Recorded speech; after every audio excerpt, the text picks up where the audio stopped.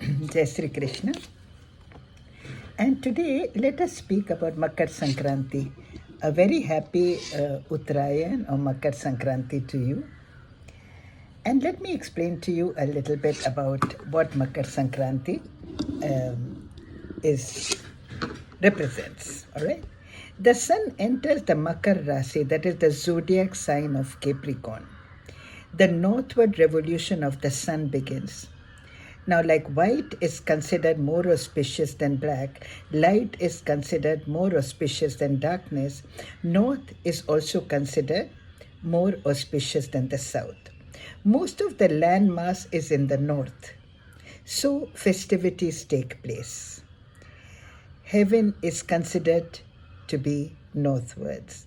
Because the direction of the wind changes, it is traditional to fly kites. Flying kites is symbolic of spiritualism. You remain on the ground, but the kite can soar high towards the heavens. In Western terms, Makar Sankranti is the winter solstice. It is considered officially to be the end of winter. But since it is still very cold in the certain parts, one uses sesame seeds or til in a variety of ways. Til has a warmth-giving quality. People bathe with water containing sesame seeds. They offer sesame seeds to Brahmins, light lamps of sesame oil in Lord Shiva's temple, perform a rite for departed ancestors with an offering of sesame. According to Ayurveda, the intake of sesame seeds during winter facilitates smooth spiritual practice. It always falls on the 14th of January to compensate for the gap occurring due to the sun's revolution. The day of Sankranti is postponed by one day every 80 years. It is also an important festival in Telugu. Now, cow dung is considered a disinfectant. It is mixed with water and sprinkled in front of yards before the rangoli is drawn.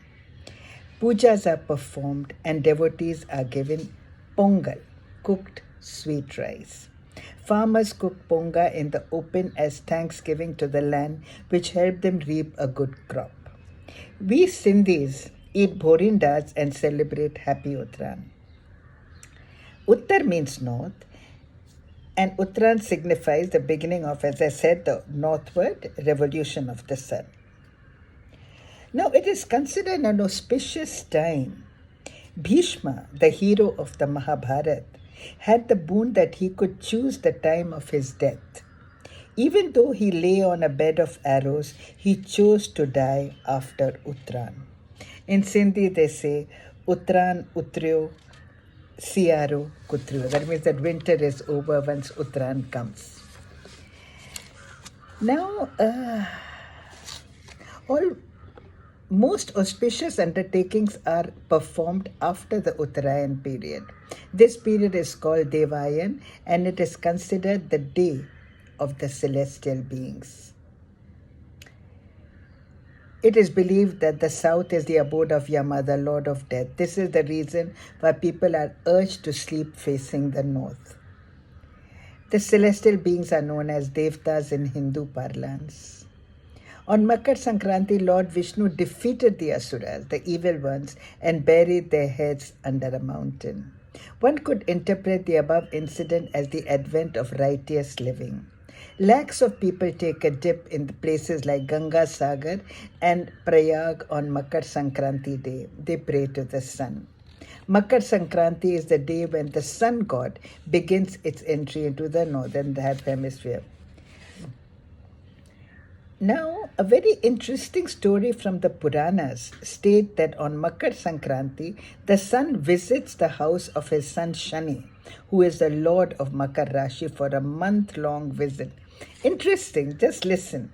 It is believed that generally the above father and son do not entertain a cordial relationship, so the Makar Sankranti festival is important for such intimate, ruptured relationships. King Bhagirath had prayed for a divine river to descend from heaven to redeem his 60,000 ancestors. It is believed that on Makar Sankranti, the holy river Ganga dived into the Ganga Sagar in Bengal into the nether regions to vitalize the ashes of the gone. Now, a very big Mela gathering is held, every year on this auspicious day. And many married women have parties called Haldi Kunkum. These are auspicious get togethers where they apply sandalwood and tikas in tikas. In Uttar Pradesh, Makar Sankranti is called Khichdi. Taking a dip in the holy rivers on this day is considered auspicious. So there is so much more which I have collected over the years. So I put it together.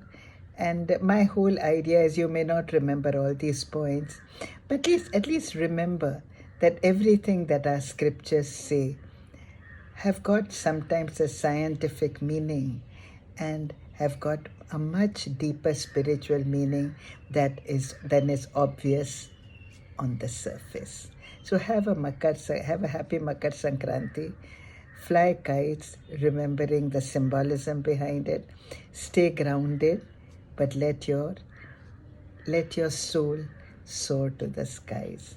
So until next time, you take care and God bless.